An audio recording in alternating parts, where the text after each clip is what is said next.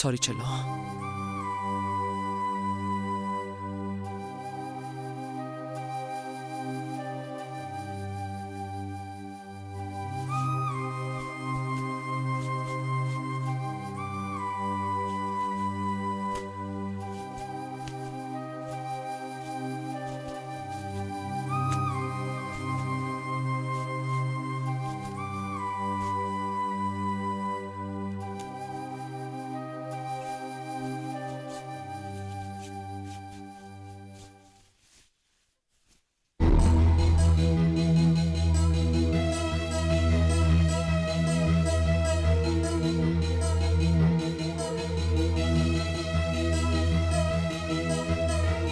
கிருஷ்ணராவ் ஹாஸ்பிட்டலில் ஒரு முக்கியமான பேஷண்ட்டை அட்டென்ட் பண்ண வேண்டியதாக போயிடுச்சு.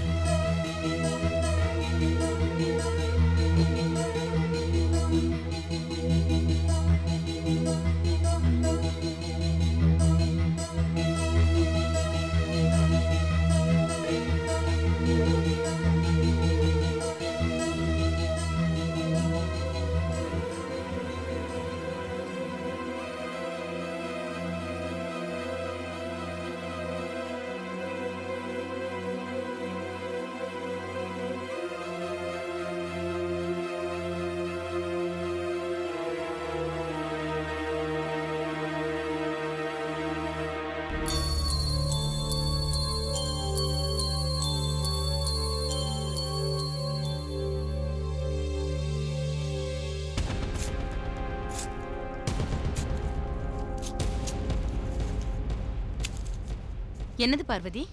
அது நேத்து நம்ம சினிமா போறதுக்காக அவர் 4 டிக்கெட் புக் பண்ணி வச்சிருந்தாருலமா, அதை தான் கிழிச்சு போட்டேன். அதை ஏன் கிழிச்சு போட்ட? இனிமே அதை வச்சுட்டு நம்ம என்னமா பண்ண போறோம், அதான் கிழிச்சு போட்டேன். மாப்பிள்ளை எத்தனை மணிக்கு வந்தாரு? நேத்து ராத்திரி ஒரு 10 மணி ஆயிடுச்சுமா. தாம்பரத்துல கிருஷ்ணராவ் ஹாஸ்பிட்டல்ல ஒரு முக்கியமான பேஷண்ட் அட்டென்ட் பண்ணிட்டு வந்தாரா, அதான் லேட் ஆயிடுச்சான். மன்னிச்சிரு பாரு, நான் கூட மாப்பிள்ளை சரியா புரிஞ்சிக்காம ராத்திரி என்னென்னமோ பேசிட்டேன். பார்வதி, நீ மாப்பிள்ளை விட்டு கொடுக்காம பேசின பத்தியா, அதான் கரெக்ட். நாம எல்லாருமே கோவப்பட்டா அவர் எங்கதான் போவாரு?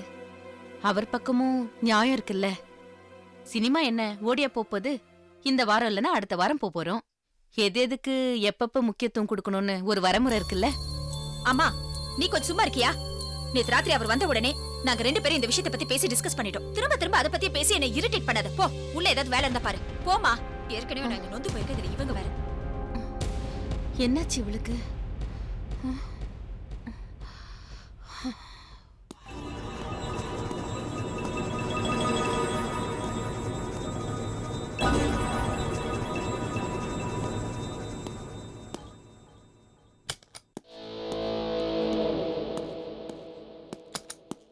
வாங்க மிஸ்டர் இன்பா, உட்காருங்க. Thanks sir. சொல்லுங்க சார், தேவராஜை பிடிக்கிறதுக்காக போட்ட ஸ்பெஷல் டீமில் என்னை கேப்டனாக போட்டதுக்காக ரொம்ப தேங்க்ஸ் சார். அன்னைக்கு ஃபிக்ஸ் பண்ணதுக்கு இப்போ தேங்க்ஸ் சொல்கிறீங்க சார்? அன்னைக்கு எல்லா இன்ஸ்பெக்டரும் இருந்ததுனால சொல்ல முடியல, அவங்க எல்லாம் பொறாமப்படுவாங்கல்ல. ஓ, அதுலேயும் இன்ஸ்பெக்டர் கரிகாலம் இருக்காருல்ல சார், ரொம்ப மோசமான பேர் வழி சார். தனக்கு பேர் வரணுங்கிறதுக்காக என்ன வேணாலும் பண்ணுவார் சார். ஆமாம் ஆமாம், எல்லா இன்ஸ்பெக்டரும் உங்களை மாதிரியே நேர்மையாக இருப்பாங்கன்னு எதிர்பார்க்க முடியுமா? நீங்கள் நம்ம டிபார்ட்மெண்ட்டுக்கு உழைக்கிறதுக்காகவே பிறந்திருக்கீங்க. பணம், அந்தஸ்து, பதவி, இது எதுலேயுமே உங்களுக்கு நாட்டம் இல்லைன்றது எனக்கு நல்லாவே தெரியும். தேங்க்ஸ் சார், என்னை பற்றி ரொம்ப நல்லா புரிஞ்சு வச்சுருக்கீங்க சார். ஒரு போலீஸ்காரனோட கடமை குற்றவாளிகளை புரிஞ்சுக்கிறது மட்டும் இல்லை, கூட இருக்கிற போலீஸ்காரனை பற்றியும் புரிஞ்சு வச்சுக்கணும். அப்போ தானே கருப்பாடுகளை கல்லெடுக்க முடியும். ஆமாம் சார், நீங்கள் சொல்கிறது ரொம்ப கரெக்டு. ஆமாம், தேவராஜை பற்றி ஏதாச்சும் இன்ஃபர்மேஷன் கிடச்சிருக்கா? கிடைச்சிருக்கு சார். சோழபுரம் ஏரியாவில் தேவராஜ் பதுங்கி இருக்கிறதா தகவல் கிடைச்சிருக்கு. நீங்களும் நானும் மட்டும் போனால் அவனை கொத்தோடு அழிட்டு வந்துடல சார். என்ன உளறீங்க? பதுங்கி இருக்கிறவன் எச்சரிக்கையாக இருக்க மாட்டானா? நம்ம 2 பேரும் மட்டும் தனியாக போனால் ஆயுதங்களை வச்சு தாக்க மாட்டான், ஃபுல் போலீஸ் ப்ரொடெக்ஷனோட போவோம். அவன் அட்டாக் பண்ணா நாமளும் அட்டாக் பண்ணுவோம் சார். நீங்களும் நானும் உயிருக்கு பயந்தவங்களா என்ன? நான் எதுக்கு சொல்கிறேன்னா, தேவராஜ் பதுங்கி இருக்கிற விஷயம் நம்ம போலீஸ்காரங்களுக்கு தெரிஞ்சதுன்னு வைங்க, நம்ம டிபார்ட்மெண்ட்டில் இருக்கிற சில கருப்பாடுகள் அவனுக்கு இன்ஃபர்மேஷன் கொடுத்துட்டாங்கன்னா அவன் அங்கேருந்து எஸ்கேப் ஆகிடுவான்ல. நீங்களும் நானும் மட்டுமே போகலாம். என்னைக்கு அட்டாக் பண்ணலாம் சார்? வர 15ஆம் தேதி போகலாம் சார். 15ஆம் தேதி? அப்படி என்ன விசேஷம்? நிறைஞ்ச அமாவாசை, நமக்கு ஈஸியாக இருக்கும். ஓகே ஓகே, அப்போ அன்னைக்கே அட்டாக் பண்ணிடலாம். Thanks sir.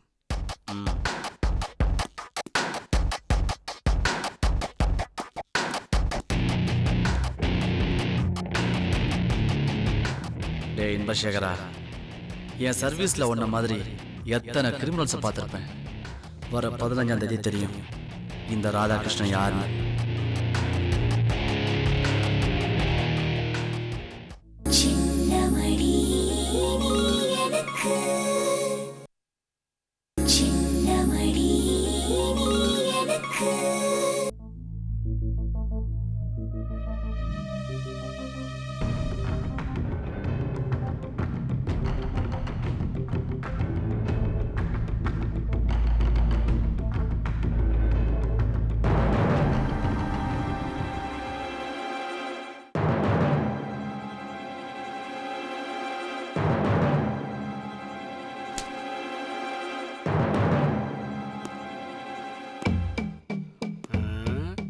ராதாகிருஷ்ணன்.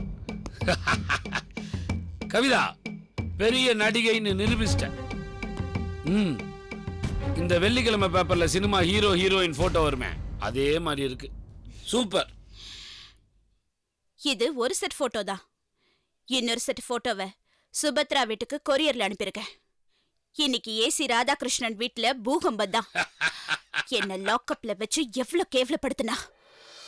இந்த போட்டோவை பார்த்ததும் குடும்பமே அவமானப்பட போது பாருங்க. சரியா சொன்ன. அந்த ராதாகிருஷ்ணால ஒவ்வொருத்தரும் ஒவ்வொரு விதத்துல பாதிக்கப்பட்டிருக்கோம். அவனை சும்மா விடக்கூடாது. பிரதாப், நீ இந்த போட்டோ பார்த்த? இல்ல. இந்தா.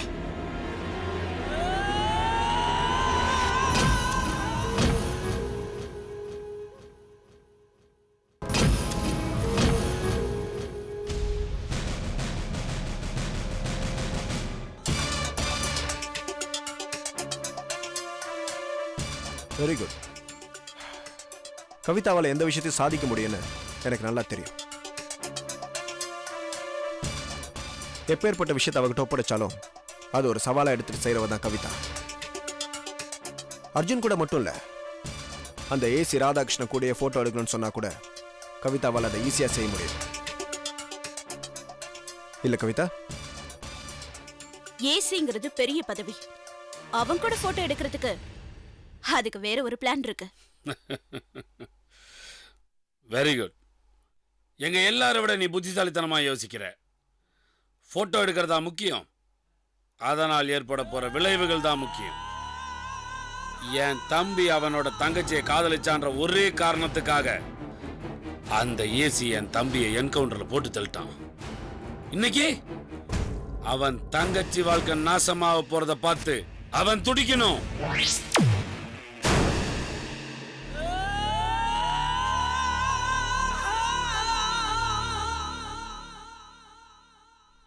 கவிதா, இன்னைக்கு நான் ரொம்ப சந்தோஷமா இருக்கேன். உனக்கு என்ன வேணுங்க? சொல்லு கவிதா, என்ன வேணும் கேளு. என்ன வேணா கேளு. அப்படியெல்லாம் உணர்ச்சி வசப்படுறவில்லை இந்த கவிதா. நாம தொழில் செய்யணும், அதையும் நிரந்தரமா செய்யணும்.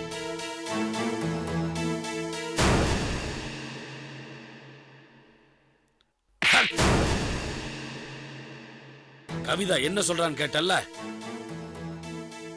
பணம் பணம் அலையறீங்களடா.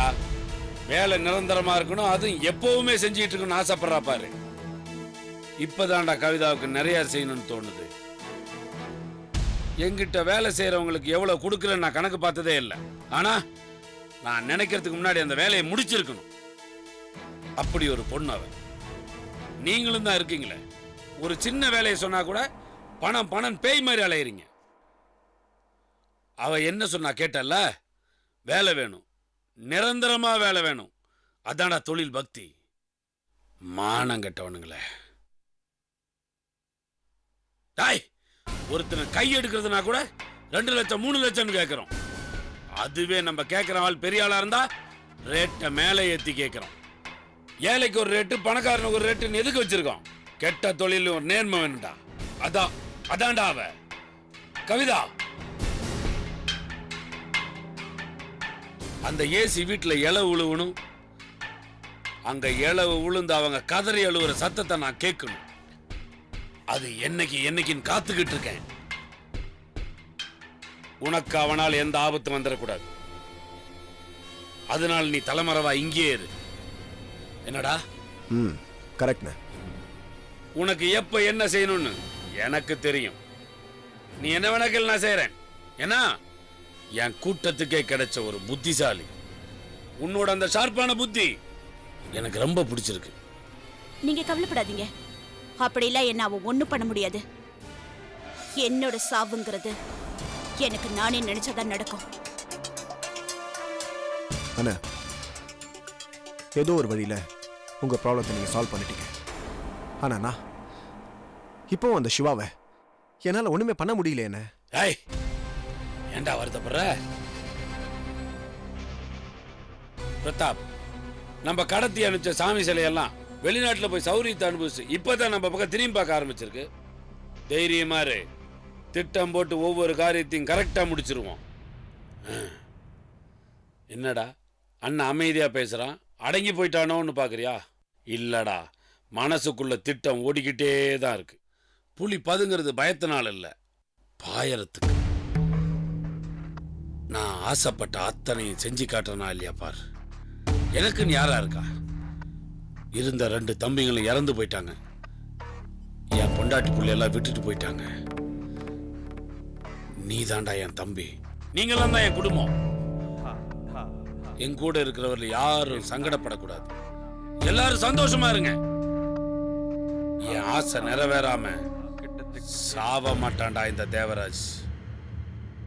டேய் போங்கடா, ஆக வேண்டிய காரியத்தை போய் பாருங்க. போங்க.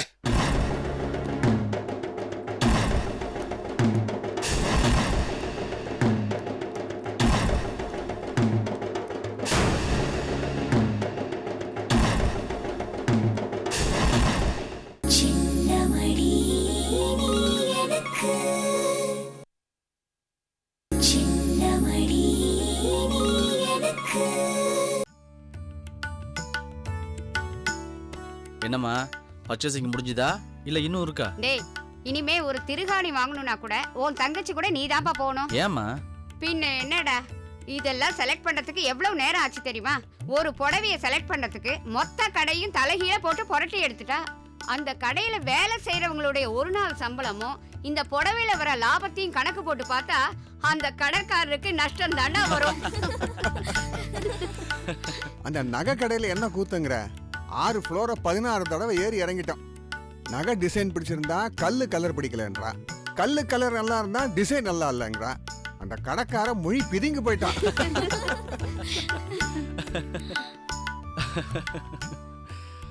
அம்மா, இங்க பாத்தீங்களா?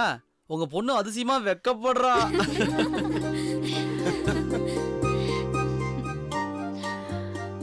ஏ சுபத்ரா, இது ரொம்ப நல்லா இருக்கு. அண்ணா, இது நம்ம சுசித்ராக்கு என்னோட கல்யாண பரிசு. ஓ அப்படியா? நல்லா இருக்கு. இது மட்டும் இல்லனா, சுசித்ராக்கு கஸ்தூரி அக்காக்கு 2 பேருக்கும் Dress எல்லாம் கூட எடுத்திருக்கேன். ஓ அப்படியா? பாக்குறியா? அதெல்லாம் ஒண்ணும் வேணாம். உன் செலக்ஷன் கண்டிப்பா நல்லா தான் இருக்கும், அர்ஜுன் உள்பட. நான் காக்கி ஷர்ட்டை போட்டுக்கிட்டு தெரியுறவன். இந்த மாதிரி கலர் ஷர்ட்டை பத்திலாம் எனக்கு தெரியாது. பெருமையா சொல்றியா இல்ல? பெருமையா தான் சொல்றேன். நானா விரும்பி தான் இந்த போலீஸ் வேலையை செலக்ட் பண்ணேன். நான் டாக்டருக்கு படிக்கணும்னு ஆசைப்பட்டிருந்தா அப்பா படிக்க வச்சிருக்க மாட்டாரா என்ன? கண்டிப்பா படிக்க வச்சிருப்பேன்டா. Sir, courier. சுபத்ராங்கிறது நந்தா, இதுல ஒரு சைன் பண்ணுங்க. Thank you. சரிம்மா. சுபத்ரா, இதுவும் ரொம்ப நல்லா இருக்குமா? ஆமாப்பா, நல்லா இருக்கு. இந்த கலர் ரொம்ப நல்லா இருக்குல்ல?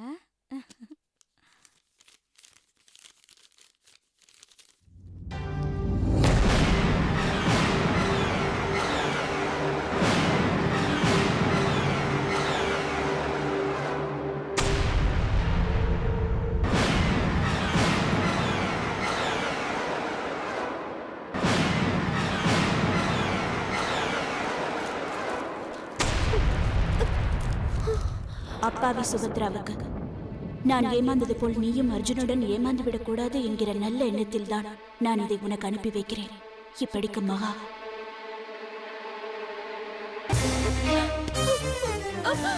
சுபத்ரா, என்னாச்சு?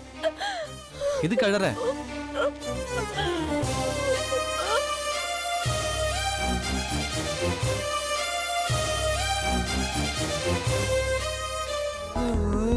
மின்னல் ஒளி விழியாலே நெஞ்சை நீ திறந்தா சின்ன சின்ன ஊடலோடு சிரிக்க ஏன் மறந்தா கண்ணில் நிறைந்த கன்னி தமிழே உள்ளம் கலங்காதே கண்ணில் நிறைந்த கன்னி தமிழே உள்ளம் கலங்காதே உன்னையல்லாமல் வேறு உறவும் என்னை சேராதே காற்றும் நானும் காத்து கிடந்த தனிமை தீவினிலே